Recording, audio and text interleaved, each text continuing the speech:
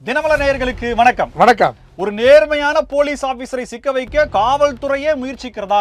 CCTV காட்சிகள் அடிப்படையில் கமிஷனரை சந்தித்து அவர் புகார் கொடுத்திருக்கிறார். என்ன நடந்தது பார்க்கலாம். கட்சி ஆரம்பிச்ச 3 மணி நேரத்திலேயே இந்த பேர்ல 3 கட்சி இருக்குங்க அப்படின்னு சொன்னா மல்லை செட்டியார் குழப்பம் வந்துருச்சான். என்ன பண்ணலான்னு யோசிச்சுட்டு இருக்காங்க. பிரஸ் மீட் நடந்துட்டு இருக்கும்போது இந்து சமய அறநிலைத்துறை அமைச்சர் ஐயா சேகர்பாபு யார்கிட்ட பேசினார், என்ன சொன்னார், உங்களை பத்தி தான் பேசிட்டு இருக்குன்னு சொன்னாரு. அந்த இன்னொருத்தர், அந்த சார் யார் அப்படின்ற கேள்விகள் பல வருது. யாரிடம் பேசினார் பார்க்கலாம். எங்க கூட்டணி உறுதியானதுங்க. நாங்களும் திமுக அப்படியே ஒரு பிணைப்போடு இருக்கோம். எங்களுக்கும் தாவேக எந்த சம்பந்தமும் கிடையாதுன்ட்டு காங்கிரஸ் சொல்லிடுச்சுங்க. ஐயா பாமக என்ற புதிய கட்சியை உருவாக்கலாமா என்று யோசித்துக் கொண்டிருப்பதாக தகவல் வந்திருக்கிறது. யார் அந்த கட்சியினுடைய தலைவர்? எத்தனை தடைகள் வந்தால் நான் ஓய மாட்டாங்க, மீண்டும் பிரச்சாரத்தை தொடங்குகிறோன்ட்டு தாவேகாவோட தலைவர் விஜய் அவர்கள் இன்னும் 2 நாள்ல காஞ்சிபுரத்துல பிரச்சாரத்தை ஆரம்பிக்க போறாருங்க. அனைவரும் காத்துக் கொண்டிருக்கிறார்கள். இத பத்தி தான் இன்னைக்கு நம்ம பார்க்க போறோம். இது சைலைட்ஸ்.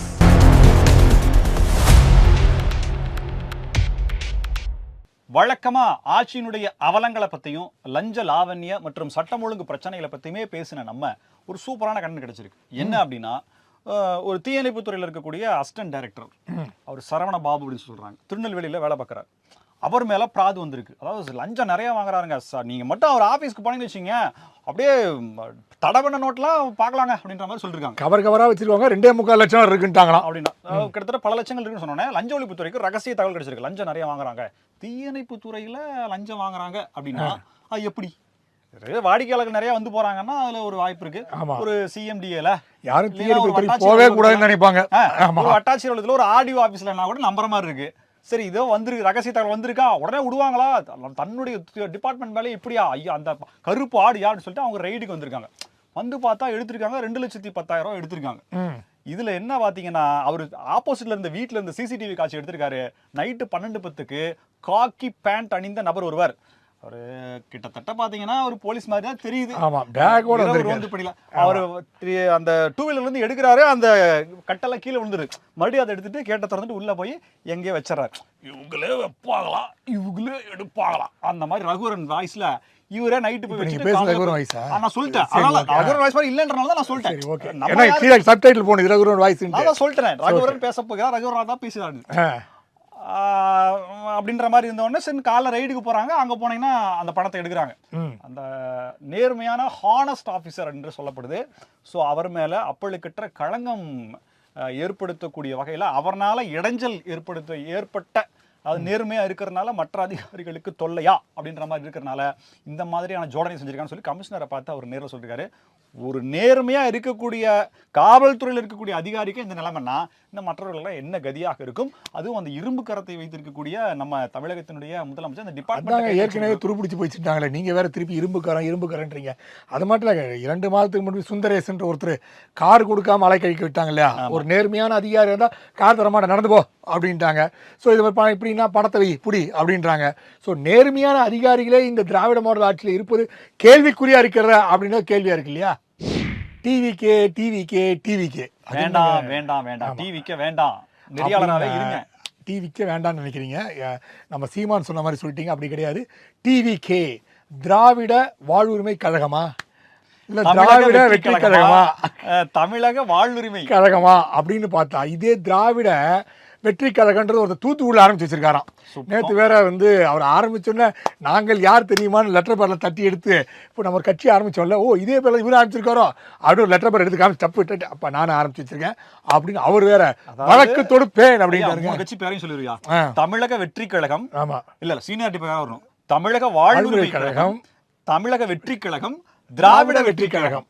அப்பா சொல்லி முடிச்சோமா? கரெக்டா சொல்லிட்டேன். ஆமா, இப்ப இதுல என்ன இங்கிலீஷ்ல என்னவே டிவிகே தான், டிவிகே. ஆமா, ஆனா தமிழ்ல டிவிகே தான் வருது அப்படின்னு பார்த்தா இப்ப என்ன பிரச்சனைனா, சரி இவர் கட்சி ஆரம்பிச்சாரு, யாரு கூட கூட்டணினா நாங்கள் ஸ்டாலின் அவர்களை கரங்களை வலுப்படுத்தலாம்னு யோசிக்கிறோம்.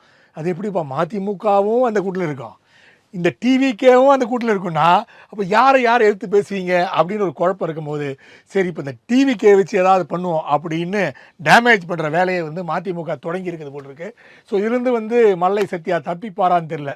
மல்லை சத்யா பாத்தீங்க அப்படின்னா அது பேரு வைக்கிறதுல கோட்டை விட்டுட்டாங்களா அப்படின்ற மாதிரி இருக்கு. 250 கோடி கம்ப்ளைண்ட் வேற சொன்னாரு. அது வந்து வைகோ அவர்கள் விளக்கமே கொடுத்துட்டாரு. நான்லாம் எப்பேற்பட்ட அரச பரம்பரை தெரியுமா, நான் பிறக்கும் போதே கோல்டன் ஸ்பூன்ல தான் வளர்ந்தேன், பிளாட்டினம் தட்டுல சாப்பிட்டேன் தெரியுமா அப்படின்னு பல சொத்துக்களை நான் இழந்திருக்கேன் கட்சிக்காக, நடந்தே இழந்திருக்கேன் பாடினார். அது இல்லாம இன்னொரு விஷயம், வீடியோ பாத்தீங்களா இல்லையான்னு தெரியல, தம்பி பாத யாத்திரை வரையா? ஆமாங்க பாத யாத்திரை. உனக்கு எந்த கெட்ட பழக்கமும் கிடையாது. இந்த சிகரெட் பிடிக்கிறது கண்டிப்பாக கிடையாது. ஓகே, அப்போது நீங்கள் உங்கள் பையன் ஐடிசி கம்பெனியோட தமிழ்நாடு இன்சார்ஜாக இருந்து மொத்த சிஎன்எஃப்ஆ அது மாதிரி வேலையெல்லாம் பண்ணி பெரிய வியாபாரம் பார்த்தாரு. அப்போ உங்கள் பையன்கிட்ட சொல்லிக்கலாம் இல்லையா, அந்த ஐடிசி கம்பெனி டிஸ்ட்ரிபியூஷன் பண்ணாமல் இருக்கலாமா அப்படின்னு சொல்லிக்கலாம் இல்லையா? அப்போ இந்த பசங்கள்லாம் தெரிஞ்சிருப்பாங்க இல்லையா? இந்த பையனை கேட்குற கேள்வியை உங்கள் பையனை கேட்டிருந்தா பிரச்சனை இருந்திருக்காது இல்லையா? ப்ரெஸ் மீட் நடந்துட்டு இருக்கு. எம்பி தயாநிதி மாறன் பேசிட்டு இருக்காரு. அவர் பேசிட்டு இருக்கும்போது பார்த்தீங்கன்னா இந்த பக்கம் ஃபோன் வந்தோன்னே எடுத்து வச்சு உன்னதான் திடீர்னுக்கிறோம் அப்படின்னு சொல்லி மைக்கில் யாரு, ஆமாம் நம்மளுடைய சேகர் பாபு மாண்புமிகு அமைச்சர் அவர்கள் சொல்றாரு. யாரை பத்தி பேசிட்டு இருந்தார் அப்படின்னா அவர் பாஜகவை பத்தி பேசிட்டு இருந்தார். பாஜகவுக்கு எதிராக தமிழர்களுக்கு எதிராக களமாடக்கூடிய பாஜகவை எதிர்க்கக்கூடிய ஒரே கட்சி திமுக அப்படின்ற மாதிரி சொன்னாரு. ஸோ திமுக அவர் சொல்லியிருக்கிறதுக்கு வாய்ப்பு இல்லை. அந்த உடல் மொழி அப்படின்றது பார்த்தீங்கன்னா பாஜக, இப்போ பாஜக யார்கிட்ட பேசினார் அப்படின்றத கேள்வி. அப்போ பாஜகவும் திமுகவும் எத்தகைய நட்போடு இருக்கிறது? மக்களை ஏமாற்றுகிறதா திமுக? கபட நாடகம் ஆடுகிறதா திமுக? கள்ள உறவில் இருக்கிறதா திமுக? அப்படின்னு பல கேள்விகள். நேத்து ஒருத்தர் சொன்னாரு, என்னங்க நம்ம பேசு, அவங்கெல்லாம் ஒன்றா இருக்காங்க, மக்கள் தனியாக துண்டா நிற்கிறாங்க அப்படின்ற. அவங்கெல்லாம் ஒன்றா தான் இருக்காங்க, அவங்க ஒரு ஃபார்முலா போட்டு ஒன்றா தான் இருக்காங்க, நம்ம தான் துண்டா இருக்குவாங்க மக்கள்லாம் அப்படின்னாரு. அந்த தயாநிதி மாறன் ஏங்க இப்படியே டார்ச்சர் பண்ணுறீங்க? என்ன தயா சொல்லுதையா அப்படின்னு டிஆர் பாடு வேற தாழ்த்தப்பட்டோம் அப்படின்னு 3ஆம் தரத்து மக்கள் அப்படின்னு சொன்னாரு. தயா சொல்லு தயான்னு பாவங்க. அந்த தயாநிதி மாறன் என்ன பாடுபடுத்துறீங்க எனக்கு புரியவே மாட்டேங்குது. பிரஸ் மீட்ல காட்டுறாரு அவரோட எக்ஸ்பிரஷன்ஸ் அப்படின்றாரு. உடனே பார்த்துட்டு அப்படின்ற ஷாக் ஆகுறாரு. நல்ல வேலை ஒரு பேரை சொல்ல திடீர்னு ஈடுதான் சொல்லி இன்னைக்கு பிரேக்கிங் நியூஸ் அதான். இருந்தாலும் அந்த வீடியோ நாங்க எந்த விதமான பிரச்சனையும் வராம இருக்கிறதுக்கான வீடியோ பார்த்துட்டு இருக்கோம். முடிஞ்சா அந்த வீடியோ வரும், பார்த்து நீங்களும் ரசிங்க. அப்படி இல்லைன்னா எக்ஸ் வலைதளத்தில் இருக்குது, போய் பாருங்க. ஏற்கனவே விஜய் அவர்கள் ராகுல் காந்தி அவர்களை சந்தித்தார்கள். என் கட்சியில் வந்து சேரலான்னு இருந்துச்சு அந்த முடிவு, ஆனால் அவர் சேரல அப்படின்னு அக்கா ஜோதிமணி சொல்லியிருக்காங்க. ஸோ அவங்க என்ன சொன்னாங்க, இன்டைரக்டாக நாங்கள் தாவேக்காவோட வருவோமா கூட்டணி அப்படின்ற மாதிரி பேசினாங்க. அந்த அக்காவுக்கு தெரில போது 2014 மோடியை கூட தான் பார்த்தார் விஜய். போத்துட்டு ஈஸ் மை குருஷி அப்படிலாம் சொன்னார், மோடியை பற்றி எல்லாம் சொன்னார். அவரும் திடீர்னு போனார். இப்போ பாஜகவுக்கு எதிர்ன்றாரு, திமுக எதிர்ன்றாரு. ஆனால் நேற்று வந்து ஒரு அண்டா புத்தகம் ரிலீஸ் ஆச்சுங்க.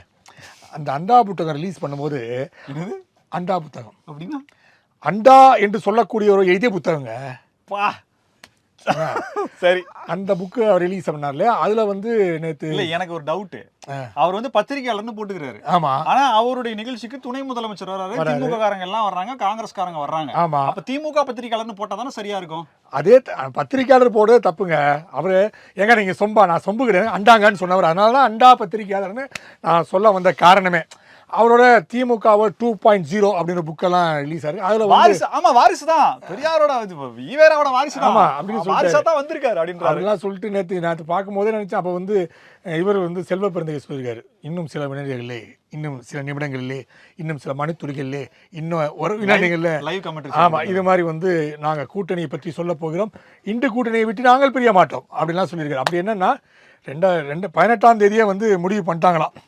கார்கே எல்லாம் ராகுல் காந்தியெல்லாம் பேசும்போது நம்ம தாவேக்கோலாம் போக வேண்டாம், நமக்கு சீக்கிரம் ஒரே அடிமை திமுக மட்டும்தான், அவங்கள வச்சு நம்ம வாழ்க்கையை ஓட்டிக்கலாம். நான் தாவேக்காம நிறைய கேள்விலாம் கேட்பான். ராகுல் காந்தியே சொன்னதா? ராகுல் காந்தியே சொன்னது சொல்லிக்கிறோம்.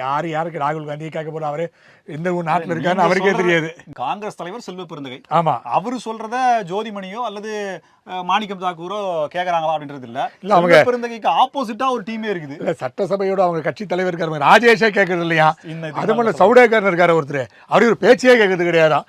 கார்கே மட்டும்தான் வந்து இவர் நம்ம இனத்தவர் அப்படின்னு சொல்லி அவர் பேச்சை கேட்டுக்கிறாரு தவிர வெளிப்படையா திமுக காங்கிரஸ் தலைவர் அவரை சொல்லல, ஆமா வெளிப்படையா சொல்லல. ஆனா அவர் அப்படிதான் செயல்படுறார், திமுகவின் கரங்களாகத்தான் செயல்படுகிறார் என்ற மாதிரி. ஏற்கனவே சொன்ன மாதிரிங்க, எப்பவும் காங்கிரஸ் வந்து டிஎம்கே காங்கிரஸ், ஏடிஎம்கே காங்கிரஸ் இருக்கும். ஆனா காங்கிரஸ்காரன் கட்சியில் இருக்கவே மாட்டான். அதான் பெரிய பிரச்சனையா இருக்கும். விஜய் கட்சி ஆரம்பிச்சதுலேருந்தே கொஞ்சம் பிரேமலதா அவர்கள் வந்து கொஞ்சம் மன வருத்தத்திலே இருந்தாங்க. என்னன்னா, அப்பா உங்கள் பையனை வந்து கேப்டன்லாம் வந்து வளர்த்து விட்டார், சினிமாலாம் நடித்து, ஆனால் நீங்கள் வந்து என் பையனை எந்த சினிமாலையும் நடிக்க வைக்கலையே. ப்ரொடியூசர் பிடி செல்வகுமாரா ஆ. அவர் என்னடானா நான் தான் உன்னை ஆளாக்குனேன் தண்ணி ஊத்துனேன்ற அவர் சொல்றாரு.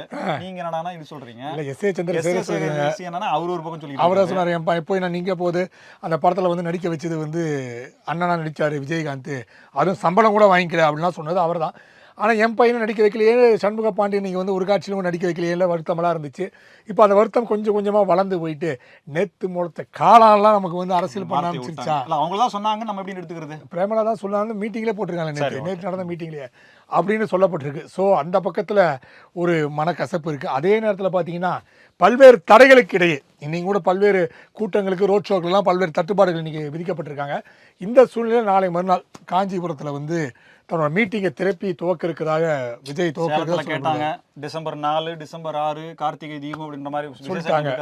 ஆமா, நான் காஞ்சிபுரத்துல என்னது ஆமா மாமல்லபுரத்துல ஆரம்பிக்கிறேன் அப்படின்னு சொல்லியிருக்காரு. ஸோ அந்த பிரச்சாரத்தை துவங்க இருக்கிறார். வழக்கம் போல இன்றைக்கு பல்வேறு கட்டுப்பாடுகள் நீதிமன்றங்களாம் 1500 பேர் தான் வருவாங்கன்னு இருக்காரு. மாதிரியா இருக்குது. அது போலீஸ் 1500 பேர் சொல்லியிருப்பாரு, தப்பா போட்டீங்க கணக்கு. ஸோ அது மாதிரி இருக்குது. அந்த கூட்டத்திலாவது கொஞ்சம், ஏன்னா இப்போ அவங்களோட பாடி கார்ட்ஸ்க்குலாம் சிறப்பு பயிற்சியாக பண்ணிக்கிறாங்களாம், எப்படியெல்லாம் வந்து பொதுமக்கள்கிட்ட போகாமல் இருக்குது, பொதுமக்கள் பிரச்சனை போடுறது, ஆமாம் எப்படி கேட்ச் பிடிக்கணும் எல்லாம் போட்டு சொல்லியிருக்காங்களாம். ஸோ அதையெல்லாம் வந்து விரைவில் எதிர்பார்க்கலாம். பாட்டாளி மக்கள் கட்சி ஏ அணி, பாட்டாளி மக்கள் கட்சி பி அணி அப்படின்ற மாதிரி ஏதோ அப்பா அணி மகன் அணி அப்படின்ற மாதிரி இருந்தது. சரி, ஓகே, மகனுக்கு தான் மாம்பழம் செல்லுமா, விநாயகரா அல்லது முருகரா அப்படின்ற போட்டி, சிவன் என்ன நினைப்பார் அப்படின்ற கேள்விகளை வந்துட்டு இருக்கிற நிலையில ஐயா பாமக அப்படின்ற மாதிரியான ஒரு கட்சியை தொடங்க இருப்பதாகவும், ஏற்கனவே இன்னொரு கட்சிக்கு ராமதாஸ் ஐயா அவர்கள் நிறுவனராக இருப்பதால் ரெஜிஸ்டர்ட் அவர் தானே, மாற்ற முடியாது அதைய. ஸோ அதனால அவர் பேர்ல கட்சி தொடங்க முடியாது அப்படிங்கிறதுனால அவருடைய ஆதரவு பெற்ற தொண்டர் ஒருவர்னால ஒரு கட்சி தொடங்குறாரு, அதுக்கு இதுதான் பேர் அப்படின்றது ஒரு 100 பேர்த்திட்ட பிரமாண பத்திரங்கள் வாங்குவதற்கான நடவடிக்கைகளும் அடுத்தடுத்து தான் தேர்ஸ்டே தைலாபுரத்தில் பத்திரிகையாளர் சந்திப்பார். கடந்த 2 வாரங்களா, நேற்றும் சந்திக்கல, போன வாரமும் சந்திக்கல, கொஞ்சம் ரெஸ்ட் எடுத்துட்டு இருக்காரு. கூடிய விரைவில் இந்த கட்சி பணிகள் அப்படிங்கிறதும் அந்த கட்சியில் இருக்கக்கூடிய அணிகளினுடைய கூட்டங்கள் அப்படிங்கிறது நடக்கும், மாநாடு அப்படிங்கிறது நடக்கும். இதுபோல இந்த பேரலா இந்த கட்சி தொடங்குவதற்கான விஷயங்கள் அப்படிங்கிறது இருக்கு. தேர்தல் நெருங்கி வரதுனால கூட்டணி யாரோட, பல கட்சிகள் அவங்களோட பேசுறாங்களாம், யாரோடையும் எந்த கமிட்மெண்ட்டும் வச்சுக்கல, முதல்ல நாங்கள் கட்சி என்னன்றது பார்த்துட்டு அப்புறமா நம்ம பண்ணுற மாதிரி முடிவில் பாமகவினுடைய ராமதாஸ் ஐயா இருக்கிறதாகவும் புதிய கட்சிக்கான பேர் இது அப்படிங்கிற மாதிரியும் தகவல் வந்திருக்கு. எந்த அளவுக்கு உண்மை அப்படிங்கிறது ஐயா தான் சொல்லணும். இல்லை, அவங்க மகள் தான் இப்போ தலைவரை வழிநடத்தக்கூடிய இடங்கள்ல இருக்காங்க. ஸோ இப்போ பெண்கள் ஒரு இடத்துல வந்து கட்சியில் வந்து நடத்துவது மிக கஷ்டமான விஷயம். பார்த்தீங்கன்னா தமிழகத்தில் ஜெயலலிதா, அப்புறம் பாரதிய ஜனதா கட்சி தமிழிசை சவுந்தரராஜன், அப்புறம் வந்து பிரேமலதா இப்போ வழிநடத்தி கொண்டிருக்கின்றார்கள். இப்போ இவங்க வழிநடத்துகிறார் என்றால், ஏன்னா டாக்டர் ஐயாவுக்கு பிறகு இவங்க சிறப்பாக வழிநடத்த வேண்டிய சூழ்நிலை இருக்கிறது. ஏன்னா தன்னோட சகோதரருக்கு டஃப் தர வேண்டிய சூழ்நிலை, வேறு யாருக்கு டஃப் தராங்களோ இல்லையோ சகோதரர் டஃப் தரணும் இல்லையா. இந்த மாதிரியான கட்சி தொடங்குவதற்கான இன்னொரு அழுத்தமா என்ன பார்த்தீங்க அப்படின்னா, ரொம்ப வீரியமா அன்புமணி செயல்பட்டு இருக்காரு. டெய்லி ஒரு அறிக்கை, டெய்லி ஒரு கூட்டம், கட்சி ரீதியான பலப்படுத்த பல கேள்விகளை திமுக கேட்டுக்கிறாரு அவர். டெய்லி கூட்டங்கள் அப்படின்றது அவர் எப்பயுமே அது ஒரு நியூஸ் வந்துட்டே இருக்கு. மாலை செய்திகள்லையும் சரி, காலை செய்திகள்லையும் சரி, அவர் நியூஸ் வந்துட்டே இருக்கு. நேற்று சமீபத்தில் கூட அந்த தொழில் முதலீடுகளை பற்றின ஒரு புத்தகமாக வெளியிட்டு விழிப்புணர்வு ஏற்படுத்தினார். எல்லாமே வந்து டாக்குமெண்ட் தான் அவர் அப்படின்ற மாதிரி அவர் ஒரு அக்ரெசிவாக இயங்கி கொண்டிருக்கிற நிலையில ஐயா என்ன பண்றார் அப்படின்ற மாதிரியான கேள்வி வந்திருக்கு. பதிலாக இந்த கட்சி தொடங்குவதற்கான ஒரு தகவல் வந்திருக்கு, பார்க்கலாம். ஏபி முருகானந்தம், அவர் கோயம்புத்தூரை சேர்ந்தவர். அவர் வந்து அகில இந்திய அளவில் பல பொறுப்புகள் இருந்திருக்காரு பாஜகவில். அவர் வந்து பல நேரங்களில், அதாவது வந்து தமிழிசை போனதுக்கப்புறம் பல காலகட்டங்களில் வந்து அவர் மாநில தலைவர் ஆவார் அப்படின்ற பிரச்சாரம் மேற்கொள்ளப்பட்டது. ஆமாம், எங்கே போனப்புறம் இல்லை, நீங்கள் போனதுக்கப்புறம் நீங்கள் அது கொஞ்சம் இதாக சரி கோடிட்டு சொல்லலாமே. ஆமாம், பதவியிலிருந்து போனதுக்கப்புறம் அவருக்கு ஆளுநர் ஆனப்புறம் இவங்க வந்து தலைவர் ஆவார்னு எதிர்பார்க்கப்பட்டது. அப்புறம் கேப்பில் வந்து எல் முருகன் ஆனார். அதுக்கப்புறம் திருப்பி கொஞ்சம் காலகட்டத்தில் அவர் திருப்பி தலைவர் ஆனோடனே அண்ணாமலை ஆனார். ஸோ அந்த சூழ்நிலையில் அவர் தன்னை வந்து ப்ரொமோட் பண்ணிக்கிட்டே இருந்தார் பல்வேறு விஷயங்களில்.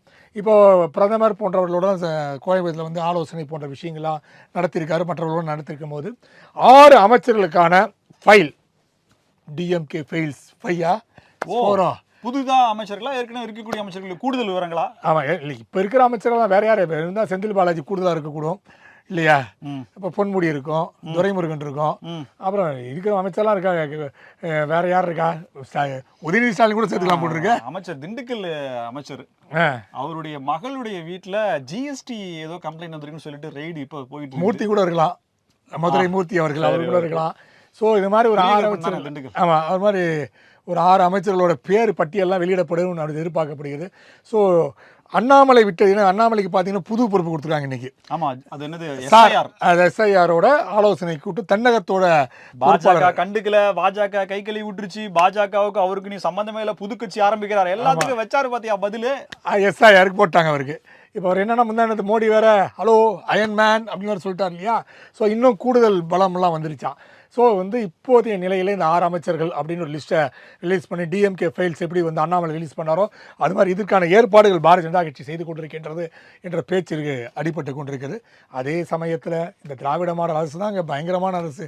அரசு நிலத்தை வாங்கி அரசுக்கே விற்று அதையே பணமாக்குற ஒரே நிலை வந்து இப்போ தான் நடக்குது இல்லையா. அதாவது ரொம்ப புகழ்பெற்ற ஒரு நிறுவனம், அந்த நிறுவனத்தின் பேர்ல நிறைய கேளிக்கை விடுதிகள் அந்த மாதிரிலாம் இருக்கு. நிறுவனத்து பேர் சொல்லலாமா? சொல்லுங்க பார்ப்போம். பிஜிபி. அந்த நிறுவனம் வந்து ஏதோ ஒரு கன்ஸ்ட்ரக்ஷன் கம்பெனி இருக்கிறதாகவும் அந்த கன்ஸ்ட்ரக்ஷன் கம்பெனிக்கான நிலமாக அதுவும் இருக்கு. ஆனா அந்த அரசினுடைய தாஸ்தாவேஜுகளில் போய் பார்க்கும்போது அது என்ன OSR நிலமா அதுன்னு சொல்ல இன்னும் வேற நத்தம் என்னமோ வேற எல்லாம் போட்டிருக்காங்க, அந்த வகையறாவில் சேர்ந்ததா இருக்கு. அந்த நிலத்தை அரசனுடைய திட்டத்துக்கு கொடுக்குற மாதிரி அவங்க கொடுத்து இழப்பீடா சில கோடிகளை வாங்கியிருக்காங்க. இது பணம் டிரான்ஸ்ஃபர் ஆனதுக்கு பிறகு அவங்க டாக்குமெண்ட் வெரிஃபிகேஷன் பண்ணும்போது இந்த கூட்டு வெளிப்பட்டிருக்கு. ஸோ இதுக்கு பின்னாடி அரசியல் இதே மாதிரி ஏற்கனவே அவங்க பல பிரச்சனை ஒரு 20 ஆண்டுகளுக்கு முன்பு நாங்களும் வந்து அந்த கேளிக்கை இடங்களை ஓப்பன் பண்ணுறோன்ட்டு ஒண்டர்லேண்ட் அப்படின்ட்டு 800 தாண்டி ஒரு சின்ன ஐலாண்ட் எடுத்து ஒண்டர்லேண்ட் ஆரம்பித்தாங்க. அதுலேயும் பல்வேறு முறைகேடுகள் செயல்பாடுகள்லாம் இருந்ததாக குற்றம் சாட்டப்பட்டது. இப்போ இருக்கிற தங்க கடற்கரை இருக்குல்ல, அந்த கடற்கரை பீச், அங்கேயே வந்து பல முரண்பாடுகள் பல்வேறு விதிமீறல்கள்லாம் இருக்கிறது அப்படின்ற செய்திகள்லாம் இருக்குது. ஸோ அவங்க பேர் கேள்விப்பட்டாலே அந்த அரசு அதிகாரிகள் அதிரக்கூடிய சூழ்நிலை ஆளுகின்ற இந்த பெரிய அரசு திராவிட மாடல் அரசுக்கு மீறி ஒரு தனிநபரால ஒரு தனி முதலாளினால ஒரு இந்த மாதிரியான ஒரு அரசாங்கத்தை நடத்த முடியுது, விதிமீறல்களை செய்ய முடியுது அப்படிங்கறத கேள்வியா இருக்கு. இதே போல பல புதிய தகவல்களோடு மீண்டும் உங்களை சந்திக்கிறோம். இது சைலைட்ஸ். நன்றி.